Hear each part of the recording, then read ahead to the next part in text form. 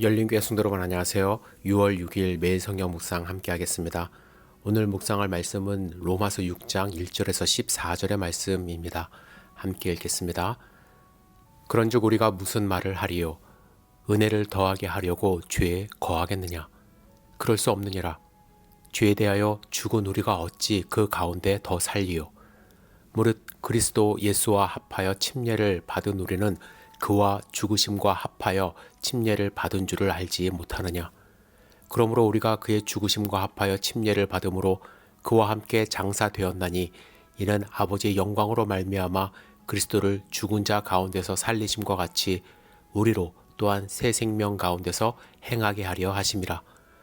만일 우리가 그의 죽으심과 같은 모양으로 연합한 자가 되었으면 또한 그의 부활과 같은 모양으로 연합한 자도 되리라. 우리가 알거니와 우리의 옛사람이 예수와 함께 십자가에 못 박힌 것은 죄의 몸이 죽어 다시는 우리가 죄에게 종노릇 하지 아니하려 함이니 이는 죽은 자가 죄에서 벗어나 의롭다 하심을 얻었음이니라. 이는 죽은 자가 죄에서 벗어나 의롭다 하심을 얻었음이라.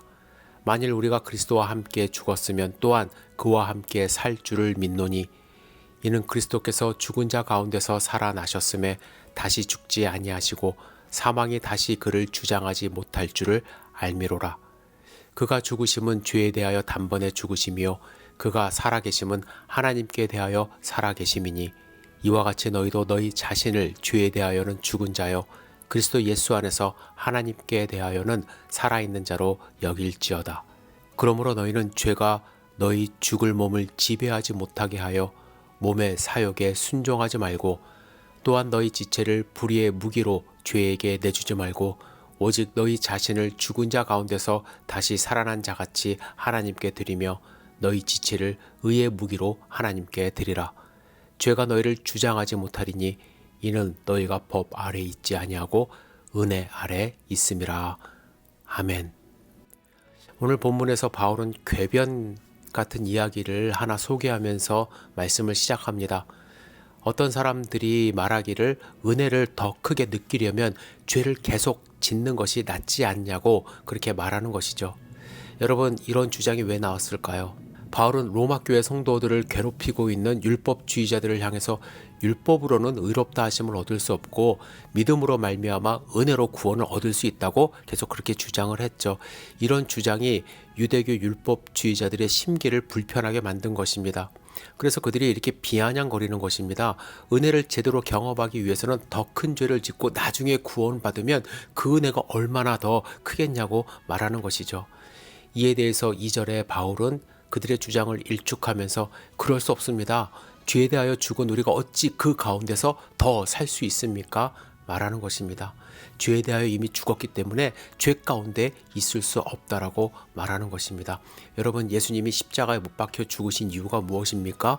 우리 죄를 용서하시기 위함 아닙니까? 그것이 어떻게 가능하게 되었나요?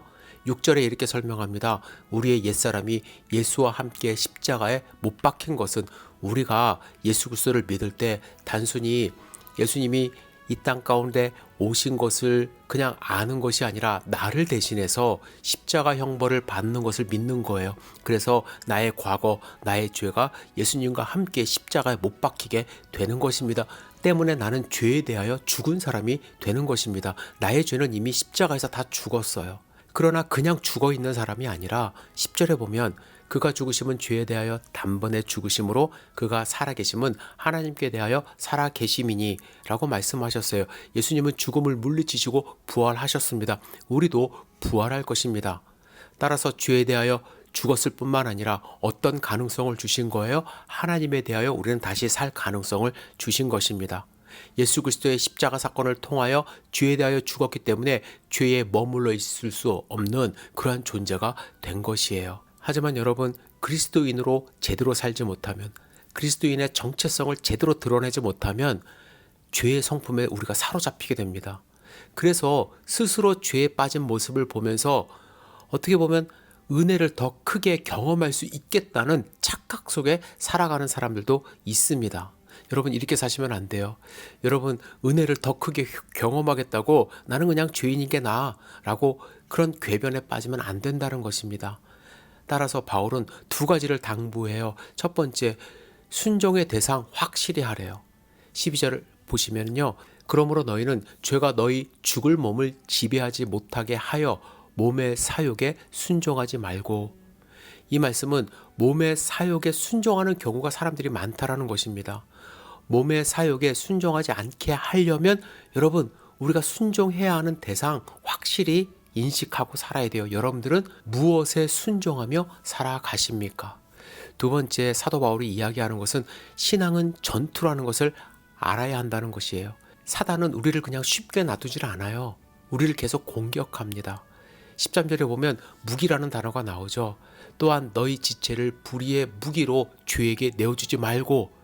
여러분, 우리의 몸이요, 무기가 될 수 있다는 거예요. 우리의 몸이 무기가 되는 순간 다른 사람을 다치게 할 수 있습니다. 그런데 문제는 내가 전혀 그럴 의도함이 없었는데 그런 경우도 생긴다는 거예요. 여러분, 나는 전혀 그럴 의도가 없었는데 누군가가 여러분에게 상처받았다고 한 적 있을 거예요, 아마. 나는 그럴 의도가 없었지만 내가 내 자신을 내어준 경우, 불의에 내어주는 경우가 있더라고요. 주변에 아무도 없다고 생각하면서 그냥 무심코 내뱉은 말, 아무도 모른다고 생각하면서 화냈던 일, 지키지 못했던 약속들, 나는 내 성격이고 내 생각이고 그래서 내가 그냥 무심코 했던 말과 행동인데 다른 사람은 그 모습을 보면서 시험받을 수 있다라는 것입니다. 무기가 될 수 있어요. 그래서 우리는 늘 전투하고 있다고 생각을 해야만 합니다. 순간적으로 내 몸이 불의의 무기로 사용될 수 있기 때문에 그러지 않기 위해서는 철저하게 하나님께 여러분들의 몸을 드려야만 합니다. 죄에게 내어주는 것은 가만히 있어도 가능하지만 하나님의 무기로 사용되는 것은 능동적으로 드리지 않으면 안 돼요. 그것이 신앙생활입니다. 여러분, 우리의 삶은 전투예요. 그 사실을 잊지 마시고 오늘도 하나님께 모든 것을 충성하며 내 모든 생각과 행동을 드리며 승리하는 삶 사시기를 주님의 이름으로 축복합니다. 기도하겠습니다. 전능하신 주님, 오늘 로마서 6장 1절에서 14절의 말씀 다시 한번 읽으면서 주님의 음성을 마음 가운데 새길 수 있도록 인도하여 주시옵소서. 흔들리지 않는 삶을 살 수 있도록 주여 붙들어 주시옵소서. 오늘 하루의 삶을 온전히 주님께 의지합니다. 예수님의 이름으로 기도드렸사옵나이다. 아멘.